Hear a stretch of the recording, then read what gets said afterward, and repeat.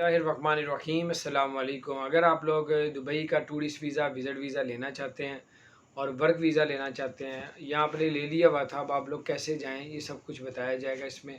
तो सबसे पहले तो इसमें ये बताएंगे, अगर आपने दुबई का टूरिस्ट वीज़ा लेना विज़िट वीज़ा लेना तो आप ले सकते हैं। तो आप जो है अप्लाई करना पड़ेगा। बहुत से लोगों के वीज़े रिजेक्ट भी हो जाते हैं, कोई लग भी जाते हैं।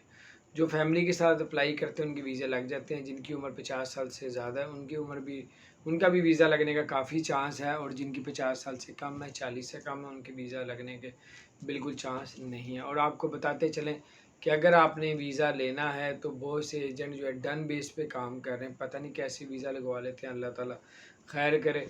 और अगर आप किसी सूरत भी आप वीज़ा लगवा लेते हैं और दुबई चले जाते हैं, वहाँ पे अगर आपको जॉब की ट्राई करते हैं, आपको जॉब मिल जाती है, तो आपका क्या वही टूरिस्ट वीज़ा रेजिडेंट परमिट में तब्दील हो जाएगा। बहुत से लोगों के जहन में ये बात होती है कि आज के दौर में हो जाएगा, पहले तो हो जाता था क्योंकि कोरोना आया, बहुत सी पाबंदियों का सामना करना पड़ा है। जी हाँ, अगर आप किसी किस्म का भी टूरिस्ट वीज़ा विज़िट वीज़ा लेते हैं और दुबई के लिए ट्रैवल कर लेते हैं, तो आपका वही वीज़ा जो है वो आपका टूरिस्ट वीज़ा रेजिडेंट परमिट में तब्दील कर दिया जाएगा। तो ये बड़ी बड़ी ज़बरदस्त अपडेट्स आ रही हैं। और उसके अलावा आपको बताते चलें कि आपने वीज़ा लगवा लिया, दुबई जाना कैसे। आप अफ़गानिस्तान का वीज़ा लेके अफ़गानिस्तान में 14 दिन करंतना करना पड़ेगा, उसके बाद आप लोग दुबई के लिए ट्रैवल करेंगे। तो ये ज़बरदस्त अपडेट्स है।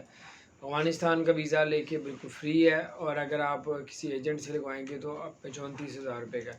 इसी तरह कीनिया का वीज़ा भी लेके जा सकते हैं। इसी तरह कीनिया का ई वीज़ा होता है, तो उसका जो वीज़े का जो रेट है वो तकरीबन पाकिस्तानी 15,000 रुपये। अल्लाह ताला आप सबको और हम सबको कामयाब करे। चैनल को सब्सक्राइब नहीं किया ज़रूर सब्सक्राइब कर दें, बेल आइकन भी प्रेस कर दें ताकि नई सी अपडेट्स आप तक पहुँचती रहे। अस्सलाम वालेकुम।